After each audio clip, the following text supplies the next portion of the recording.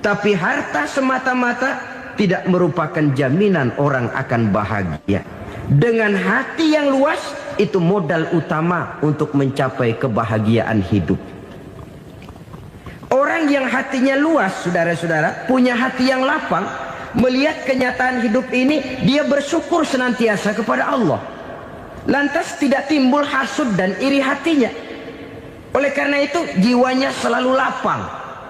Kalau tidak, cupik hati namanya, dangkal pandangan, tidak senang melihat orang lain dapat nikmat, dan itu sering dijadikan contoh. Kalau orang yang lapang dada, dia lihat tetangganya beli TV baru, dia berkata, alhamdulillah ya, tetangga kita beli TV, mudah-mudahan kita bisa ikut nonton. Lapang dadanya. Tapi orang yang sempit hati, lihat tetangga beli televisi, meriang. Enggak diapa-apain, meriang. Besoknya dengar tetangga beli motor, makin sakit, ke rumah sakit. Lalu di rumah sakit dengar tetangganya beli mobil, mati.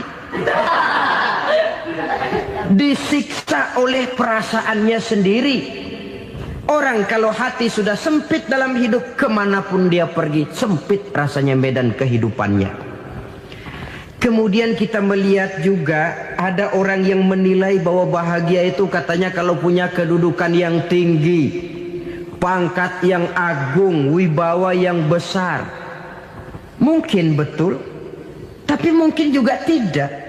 Bergantung kepada hati orang yang punya pangkat itu. Sama dengan harta tadi. Harta akan membawa bahagia kalau dia jatuh ke tangan orang yang berhati lapang. Tapi harta akan jadi bencana kalau jatuh ke tangan hati orang yang sempit. Pangkat akan membawa bahaya kalau jatuh di tangan hati orang yang sempit. Lebih dari itu, kenyataan mengajarkan kepada kita bahwa ternyata pangkat dan jabatan tidak selamanya memberikan kebahagiaan dalam kehidupan. Bahkan resikonya kelewat besar. Beberapa bukti kita bisa ambil dari para pemimpin dunia yang menjadi korban lantaran pangkat dan jabatan yang disandangnya. Saudara ingat Presiden Abraham Lincoln dan John Kennedy dari Amerika? Dibunuh orang. Park Chung-hee dari Korea Selatan, Ziaur Rahman dari Bangladesh, Anwar Sadat dari Mesir, terakhir Indira Gandhi dari India, menjadi korban dari pangkat dan jabatan yang disandangnya dari orang-orang yang tidak senang dia memegang jabatan itu. Dia akan mudah mengundang bencana.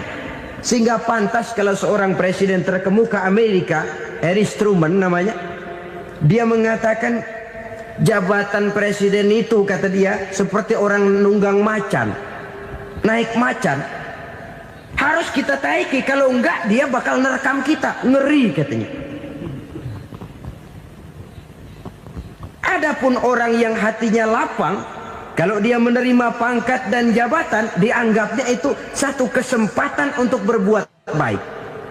Tapi orang yang berhati sempit, menerima pangkat dan jabatan, bukan kadang-kadang menerima, malah berusaha setengah mati mencapai dengan segala cara.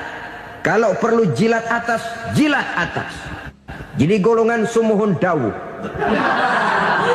Jadi kelompok kulon nuwun, yes sir, yang kerjanya cuma oke bos. Kalau perlu jilat atas, jilat atas. Kalau perlu injak yang bawah, injak yang bawah.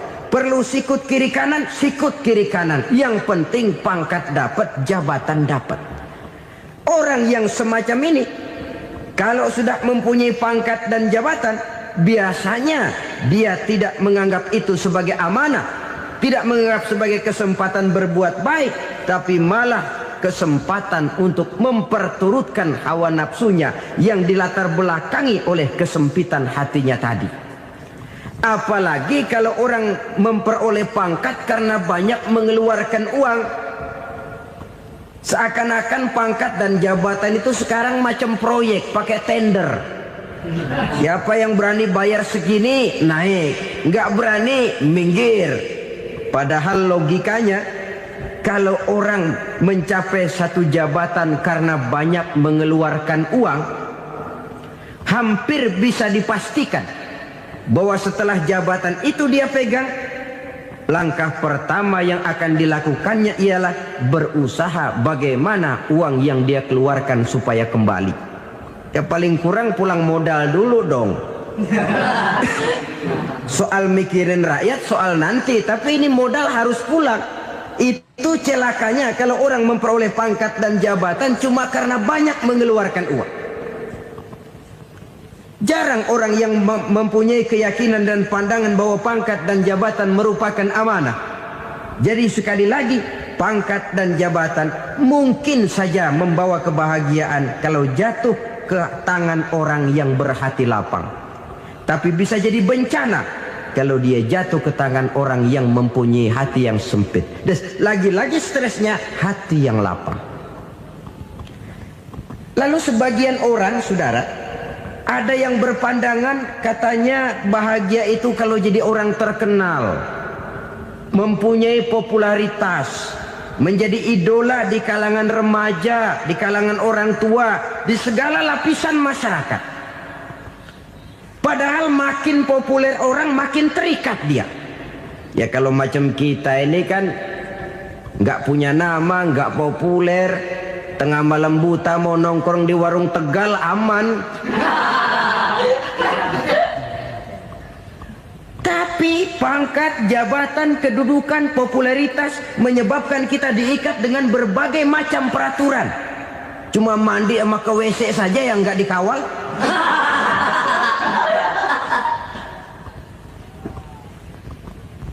Benarkah popularitas, ketenaran membawa kebahagiaan?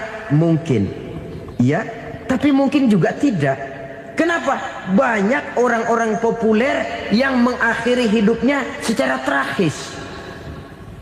Kita ambil beberapa nama. Di Amerika tahun 60-an ada bintang seksi paling terkenal yang dijuluki sex bomb. Bom seks. Sampai sekarang jadi legenda, namanya Marilyn Monroe. Singkatan dobelnya itu inisialnya MM, Marilyn Monroe. Terkenal top sampai dia mati tahun 62, namanya sekarang masih saja dibicarakan orang. Kenapa dia bunuh diri? Tidak punya hartakah dia? Banyak. Kurang populerkah dia? Seluruh dunia mengenalnya. Sejak rakyat kecil sampai pejabat tinggi dia punya hubungan. Kenapa? Jenuh. Dia terlahir dalam keadaan yatim. Setelah itu tidak lama dia berangkat remaja, ibunya meninggal. Pindah dari wanita asuh ke wanita asuh sampai 12 orang ibu angkatnya. Dan kekecewaan yang paling parah, setiap laki-laki yang dekat dengannya hanya seperti kapal berlabuh. Datang dan pergi silih berganti. Padahal dia merindukan seseorang yang bisa melindungi hidupnya. Dia rindukan itu dan dia tidak pernah menemukan. Itu yang akhirnya menyebabkan dia minum pil tidur kelewat dosis, minum obat tidur kebanyakan. Ya tidur terus sampai sekarang.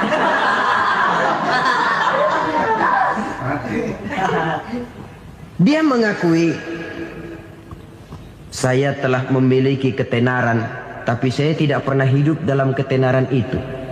Saya pandai main sandiwara, tapi saya ingin hidup dalam alam yang real sebagaimana umumnya orang. Itu yang dia rindukan. Menyusul jejak yang namanya Marilyn Monroe ini, Billie Holiday, saudara kenal tentu. Di rumah sakit dirawat. Dia juga minum obat overdosis, mati lagi. Jimi Hendrix minum obat tidur overdosis kelewat batas, mati lagi. Lalu yang menghanyutkan diri di danau, Janis Joplin dan Brian Jones. Ini orang-orang populer, orang-orang terkemuka yang mengakhiri hidup secara tragis, bukan karena tidak terkenal, mungkin karena sudah saking terkenalnya. Contoh paling belakangan, Bruce Lee. Wah, ini tukang-tukang keprok tentu kenal siapa dia. Sampai sekarang pun tabir kematiannya masih merupakan misteri. Dan yang masih hidup juga menunjukkan gejala yang aneh. Michael Jackson, rumahnya di Beverly Hills itu dijaga sedemikian rupa, dan dia selalu curiga kepada setiap makanan harus steril, bersih dari segala macam kimia. Kemana dia pergi, itu tukang-tukang kepruk sudah selalu menjaga dan mengawal, dan dia seakan takut menunjukkan mukanya yang asli. Hingga kalau tampil ke tengah di luar show, dia kadang memakai pakaian yang tidak menunjukkan dia yang sebenarnya, takut dikenali orang. Ternyata popularitas sering jadi momok yang meracuni kehidupan manusia.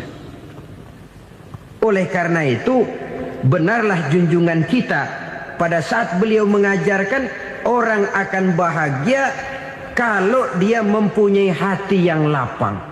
Nah, sekarang masalahnya untuk mendapatkan hati yang lapang, caranya bagaimana? Kita kembali kepada konsep Quran. Allah mengajarkan, ala inna bi dzikrillahi tatmainnul qulub. Ketahuilah bahwa dengan banyak mengingat Allah, hati akan tenang, jiwa akan lapang. Dengan kata lain, dekat dengan agama, merasakan kehadiran Allah dekat dalam hidup, itu muara pertama untuk mencapai hati yang lapang. Ala inna bi dzikrillahi tatmainnul qulub.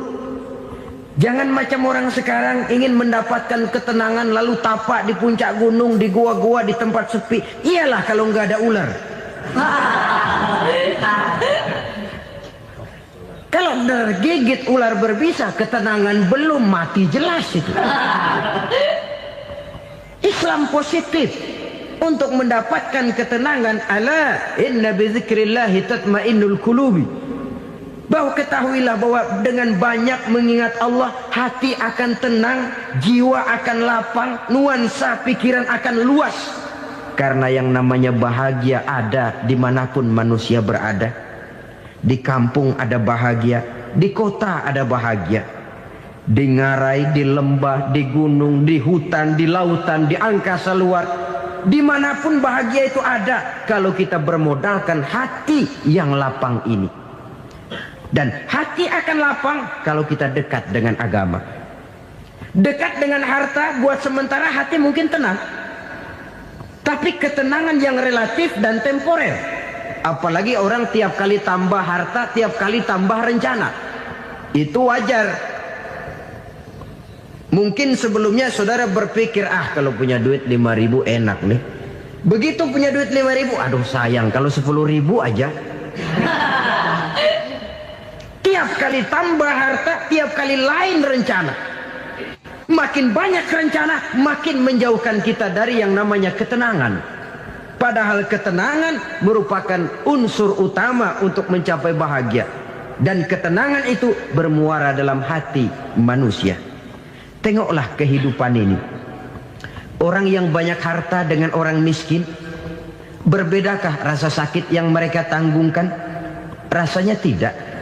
Walaupun si kaya tidur di kasur empuk berselimutkan sutra mahal, sementara si miskin meringkuk di balai bambu yang keras dan kasar. Apabila maut datang, dia juga tidak pernah pilih bulu. Maut datang menjemput si kaya di singgasana keemasannya, dikelilingi oleh para pengasuh, dayang dan idang serta para pengawal. Dan maut pun datang menjemput si miskin papa, sehingga ia tergelepar di tepian jalan. Kedua-duanya bernama mati. Kalau nyata bahwa sakit yang ditanggung si kaya tidak beda dengan sakit yang ditanggung si miskin, bukan harta semata yang membuat orang bahagia. Hati yang tenang, jiwa yang lapang penuh kedamaian, karena banyak berzikir dan mengingat Allah, itu merupakan modal utama untuk mencapai sesuatu yang bernama bahagia.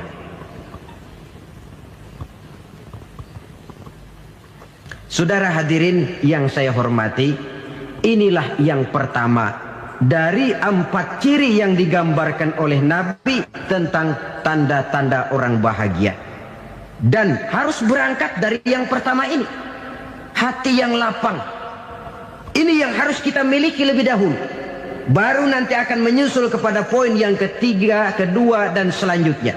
Sebab kalau hati sudah terisi dengan jiwa yang lapang, seluruh persoalan insya Allah akan bisa kita atasi dengan sebagaimana mestinya.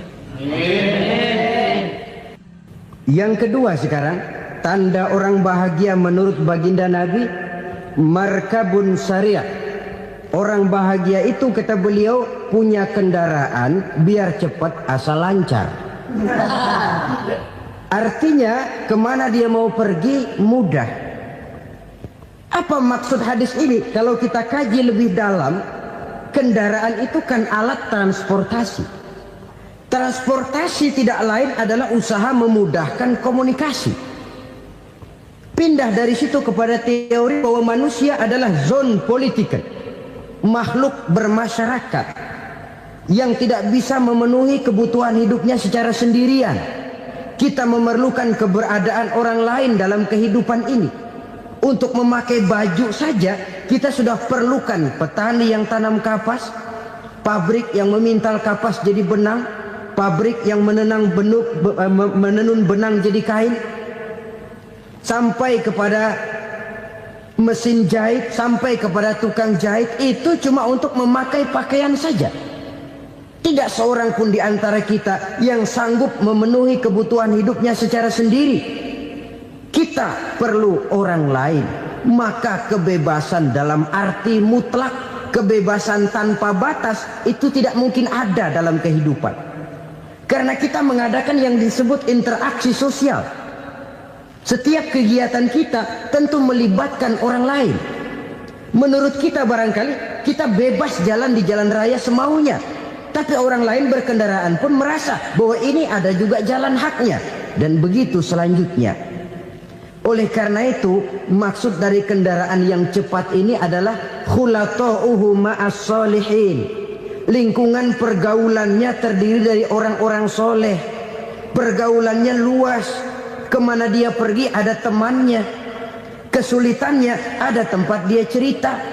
Dan kesulitan kalau sudah diceritakan kepada orang lain, taruh kata orang itu tidak bisa menolong, namun menceritakannya kepada orang yang kita percayai, kan paling kurang sudah mengurangi beban jiwa, mengurangi tanggungan batin, merasa masih ada tempat kita cerita. Maka lebih baik orang awam yang mau bergaul ketimbang orang setengah alim tapi ngunci pintu. Sebab nantinya akan timbul sikap picik, cupik pandangan, dan tidak luas menghadapi kenyataan dalam kehidupan ini. Namun yang harus kita garis bawahi, pergaulan memang mesti luas. Namun jangan sekali-kali lupa bahwa pergaulan sangat besar pengaruhnya dalam ikut membentuk kepribadian manusia. Sehari-hari bisa kita bilang, kalau kita dekat sama tukang minyak wangi, sekalipun nggak dibagi minyaknya, baunya tentu dapat. Betul? Tapi dekat sama tukang elas, walaupun nggak kena apinya, asapnya mesti kena. Kalau Syauqi mengatakan lebih jelas lagi, man asyaral asrafa asa musyarrafan wa muasyiral anzali ghairu musyarrafin. Awalam taral jildal hakira muqabbalan bisagri lamma sara jildal mushaf. Siapa yang bergaul dengan orang mulia, dia bakal ikut menjadi mulia.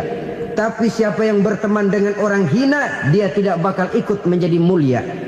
Tidakkah kau lihat, kata Syauqi, kulit kambing yang hina pun dicium orang ketika menjadi kantong Quran. Kulit kambing hina, kalau dia sendirian gak ada yang mau cium. Tapi begitu dia bergaul dengan Quran, menjadi kantong Quran, dipakein minyak wangi, ditaruh di tempat yang tinggi, mau diambil dicium dulu, dibawa dengan penuh hormat dan hati-hati. Kulit kambing yang hina lantaran berteman dengan Quran, numpang mujur. Tapi coba lihat kalau kulit kambing berteman dengan kayu, jadi beduk, habis. Zohor dikemplang, asar dipukul. Itu pun sedikit saja, cuma salah milih teman. Yang temennya Quran dihormati orang, yang temennya kayu lantaran jadi beduk, gelap-gelap subuh orang udah kemplangi.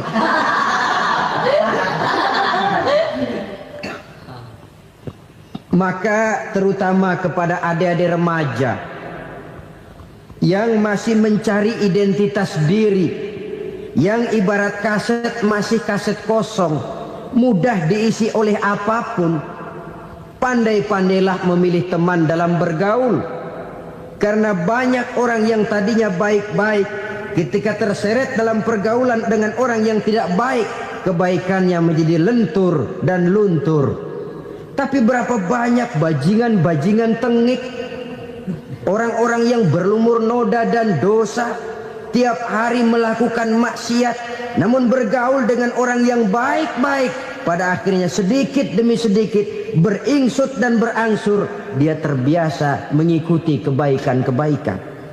Saya tekankan ini kepada remaja karena mereka masih mencari identitas diri. Apa yang mereka lihat mereka mau, apa yang mereka dengar mereka ingin tahu. Coba lihat kehidupan remaja. Pulang nonton film Rambo, pengen jadi Rambo, gagah, maunya belekai melulu. Pulang nonton film Superman, pengen bisa terbang. Pulang nonton India, nyanyi melulu. Wajar, mereka masih mencari identitas diri. Saya ini sebenarnya siapa? Lingkungan, pergaulan akan membentuk itu. Karena itu pandai-pandailah bergaul, karena ia sangat besar pengaruhnya dalam ikut membentuk kepribadian manusia. Apalagi sifat yang jelek lebih cepat menularnya ketimbang sifat yang baik. Sifat yang baik, watak yang soleh itu lambat sekali untuk menular. Tapi yang tidak baik, kan prosesnya mah kalau remaja biasanya mula-mula dengar. Karena dengar lalu pengen tahu. Karena pengen tahu lalu ngeliatin. Begitu ngeliatin kan pengen nyobain. Setelah nyobain ketagihan. Nah, ini prosesnya. Yang namanya ganja, morfin, narkotik awalnya kan begitu. Mula-mula dengar katanya kalau sudah fly to the sky, sudah melayang ke langit katanya, disitulah puncak kebahagiaan. Mulanya cuma dengar. Karena dengar pengen tahu. Karena pengen tahu lalu ngeliat, kumpul sama orang yang suka ngeganja. Setelah ngeliat, lah pengen ngerasain. Begitu ngerasain enak juga, ketagihan. Kalau sudah ketagihan jadi penyakit kronis, bisa merembet kepada yang lain. Iya, kalau orang tuanya mampu untuk beli morfin, beli ganja. Kalau tidak kan pikirannya ngayap, jemuran siapa ya gue sabet. Timbullah perbuatan-perbuatan negatif yang bermula dari salah pergaulan. Apalagi buat adik-adik remaja yang tinggal di kota-kota besar, yang pengaruh budaya, pengaruh kesenian, pengaruh struktur kehidupan yang nampak makin individualistis, di mana persaingan tajam, tensi ekonomi tinggi, orang mudah mengalami stres. Pandai-pandailah dalam bergaul, sekali lagi, karena ia sangat besar pengaruhnya dalam ikut membentuk kepribadian manusia. Orang bahagia punya kendaraan yang cepat, artinya punya pergaulan yang luas, dan lingkungan pergaulannya terdiri dari orang-orang yang soleh. Kemana dia pergi ada teman, kesulitannya ada tempat dia cerita. Tapi kalau sudah menyendiri, hidup sendiri, kesulitan dipikiri sendiri, bisa mati belum waktunya.